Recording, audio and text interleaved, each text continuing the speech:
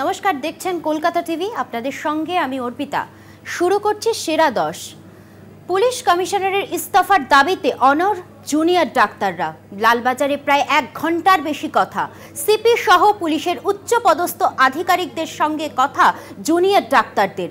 Police commissioner সহ আধিকারিকদের কাছে স্মারকলিপি জমা। 9ই আগস্ট নির্যাতিতাকে ধর্ষণ ও খুন।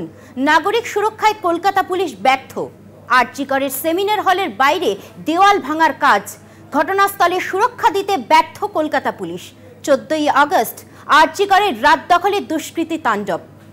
হাসপাতালে সুরক্ষা ও নিরাপত্তা দিতে ব্যর্থ কলকাতা পুলিশ। এই 3 অভিযোগকে সামনে রেখেই পুলিশ কমিশনারের ইস্তফা দাবি।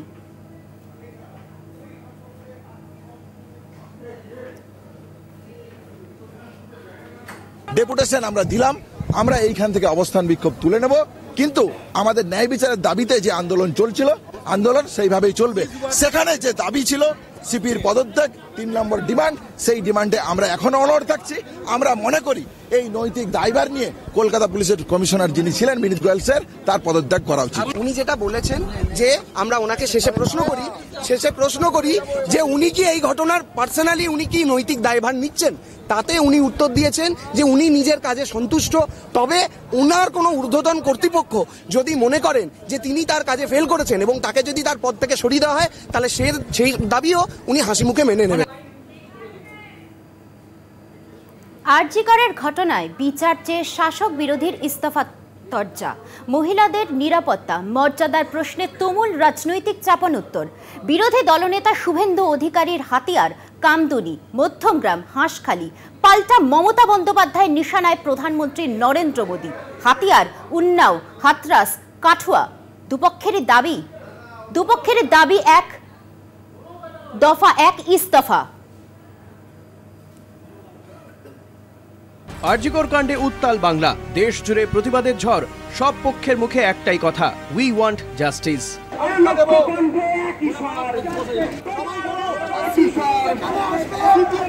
উত্তাল এই পরিস্থিতিতে ধর্ষণ বিরোধী অপরাজিতা বিল পাশ রাজ্য বিধানসভায়। ধর্ষণ বিরোধী এই বিলে মোট 3টি গুরুত্বপূর্ণ অংশ রয়েছে। সর্বোচ্চ শাস্তি, দ্রুত তদন্ত, দ্রুত ন্যায় বিচার। কি রয়েছে এই বিলে? 2 মাসের মধ্যে তদন্ত শেষ করে অপরাধীকে শাস্তি। অভিযোগ দায়েরের 21 দিনের মধ্যে তদন্ত শেষ। 21 দিনে তদন্ত শেষ না হলে সর্বোচ্চ 15 দিনের অতিরিক্ত সময়। পুলিশ সুপার বা সমমর্যাদার কেউ সেই অনুমতি দেবেন। চার্জশিট দাখিল হওয়ার 30 দিনের মধ্যে বিচার প্রক্রিয়া শেষ। মঙ্গলবার ধ্বনি ভোটে বিধানসভায় পাশ হয় বিল। এবার এই বিল কি আদৌ আইনে পরিণত হবে? সংবিধানের নিয়ম মেনে এবার বিল যাবে রাজ্যপালের কাছে। রাজ্যপালকে বিলে সই করতে হবে। আরজিকরে ধর্ষণ ও খুনের ঘটনার পরই ধর্ষণ বিরোধী বিল এনে দ্রুত এবং দৃষ্টান্তমূলক শাস্তির দাবি তোলে রাজ্যের শাসক দল। মঙ্গলবার এক্স হ্যান্ডেলে পোস্ট করে অভিষেক বন্দ্যোপাধ্যায় লেখেন, দেশে প্রতি 15 মিনিটে ধর্ষণের ঘটনা। দ্রুত ধর্ষণ বিরোধী আইন আনা প্রয়োজনীয়। বাংলা ধর্ষণ বিরোধী বিল এনেছে, কেন্দ্রের সরকারকেও উপযুক্ত পদক্ষেপ করতে হবে। অপরাজিতা বিলের মধ্যেও কিছু সংশোধনের দাবি করেন বিরোধী দলনেতা। কি সংশোধনের প্রস্তাব? থানা এফআইআর নিতে অস্বীকার করলে বা বিলম্ব করলে সর্বোচ্চ শাস্তি। ময়না তদন্তে বিলম্ব বা অবহেলা করলে সংশ্লিষ্ট স্বাস্থ্য আধিকারিকের বিরুদ্ধে চূড়ান্ত শাস্তি। তথ্য প্রমাণ লোপাট করলে সংশ্লিষ্ট ব্যক্তি বা আধিকারিকের বিরুদ্ধে চূড়ান্ত শাস্তি। মেয়েদের প্রতি অত্যাচার, নির্যাতনের ঘটনায় অপরাধীদের শাস্তি দেওয়ার ক্ষেত্রে এখনও বড় ফাঁক রয়েছে বিচার প্রক্রিয়ায়। প্রকৃত অপরাধীরা জামিন পেয়ে গিয়েছেন এমন নজির রয়েছে, যেমন বিলকিস বানো মামলা। বেনারস হিন্দু বিশ্ববিদ্যালয়ের ঘটনার অপরাধীরা 7 মাসের মধ্যে জামিন পেয়েছে। কাঠুয়া মামলাতেও একইভাবে জামিন অপরাধীর। কলকাতা টিভি। ফিরছে একটা বিজ্ঞাপনী বিরতি নিয়ে, সঙ্গে থাকুন। ফিরে এলাম বিরতির পর যে খবরে নজর রাখছি, অবশেষে জুনিয়র ডাক্তারদের বিক্ষোভের মুখে বরখাস্ত তৃণমূল ছাত্রনেতা মোস্তাফিজুর রহমান। হুমকি ও র্যাগিংয়ের অভিযোগে বৃহস্পতিবার থেকে চলছিল বিক্ষোভ প্রতিবাদ। বিজ্ঞপ্তি জারি করে বরখাস্ত কলেজ কাউন্সিলের। পাশাপাশি মেদিনীপুর মেডিকেল কলেজের র্যাগিংয়ের অভিযোগ। সোশ্যাল মিডিয়ায় ভাইরাল ভিডিও। তদন্তে কলেজের অ্যান্টি র্যাগিং কমিটি। শেষ পর্যন্ত জুনিয়র ডাক্তারদের চাপে বরখাস্ত করা হলো মেদিনীপুর মেডিকেল কলেজের তৃণমূলের ছাত্রনেতা মোস্তাফিজুর রহমানকে। মেদিনীপুর মেডিকেল কলেজেরই প্রাক্তন ছাত্র মুস্তাফিজুর রহমান তৃণমূল ছাত্র পরিষদের নেতা। তার বিরুদ্ধে জুনিয়র ডাক্তারদের হুমকি দেওয়া ও র্যাগিংয়ের অভিযোগ রয়েছে। কয়েকদিন ধরে সেই ইস্যুতে বিক্ষোভ চলছিল মেদিনীপুর মেডিকেল কলেজ হাসপাতালে। কলেজ কর্তৃপক্ষের সিদ্ধান্তকে নৈতিক জয় হিসেবে দেখছে আন্দোলনকারী জুনিয়র ডাক্তারেরা। হাসপাতাল সূত্রে খবর, মেদিনীপুর মেডিকেল কলেজেরই পড়ুয়া মুস্তাফিজুর রহমান বেশ কয়েকটি বিষয়ে ফেল করে এই কলেজেই থাকছিলেন।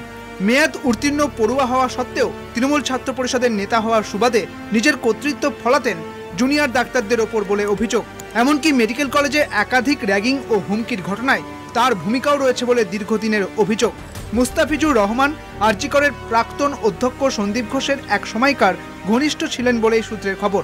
গত বৃহস্পতিবার থেকে মুস্তাফিজুরকে বরখাস্ত করার দাবিতে প্রিন্সিপাল এবং অন্যান্য অধ্যাপকদের আটকে রেখে বিক্ষোভ দেখান জুনিয়র ডাক্তারদের এক অংশ। বিক্ষোভের মুখে চাপে পড়ে রাতেই নোটিশ জারি করে মেডিকেল কলেজ কর্তৃপক্ষ। মুস্তাফিজুরকে আপাতত মেডিকেল কলেজে প্রবেশ করতে নিষেধাজ্ঞা জারি করা হয়। ওই ঘটনা সামনে আসতে মুস্তাফিজুরের অনুগামী পড়ুয়ারা পাল্টা বিক্ষোভ দেখান। তাদের দাবি, মুস্তাফিজুর এখন হাউস অফ স্টাফ হিসেবে কাজ করে, কলেজের মেয়াদ উত্তীর্ণ ছাত্র তিনি নন। এরপরে শুক্রবারই ফের নতুন নোটিশ বাতিল করে দেয় মেদিনীপুর মেডিকেল কলেজ কর্তৃপক্ষ। ফের আন্দোলন শুরু করে জুনিয়র ডাক্তারেরা। পরিস্থিতি বিবেচনা করে সোমবার বিকেলে বৈঠকে বসে মেদিনীপুর মেডিকেল কলেজ কাউন্সিল। সেখানেই ওই ছাত্রকে বরখাস্ত করার সিদ্ধান্ত নেওয়া হয়। এরই মধ্যে এবার মেদিনীপুর মেডিকেল কলেজের র্যাগিংয়ের ভিডিও ভাইরাল। কলেজের হোস্টেল চত্বরের সামনেই সন্ধেবেলায় বেশ কয়েকজন জুনিয়র ছাত্রকে নিয়ে সিনিয়রদের প্রতীকী ট্রেন চালানোর ঘটনা সামনে আসে ওই ভিডিওয়। যদিও সেই ভাইরাল ভিডিও যাচাই করেনি কলকাতা টিভি। মেদিনীপুর মেডিকেল কলেজের অধ্যক্ষ ডক্টর মৌসুমী নন্দী জানিয়েছেন, অভিযোগের কথা কলেজ কাউন্সিলিংয়ের মিটিংয়ে পড়ুয়াদের একজন জানিয়েছে। বিষয়টি অ্যান্টি র্যাগিং কমিটি দেখছে। তবে ওই বিষয়ে তেমন মুখ খুলতে রাজি নন জুনিয়র চিকিৎসকেরা। সঞ্জীব দাসের রিপোর্ট, কলকাতা টিভি। সেরা 10 আজ এই পর্যন্তই। দেখতে থাকুন কলকাতা টিভি, রাত দিন 7 দিন।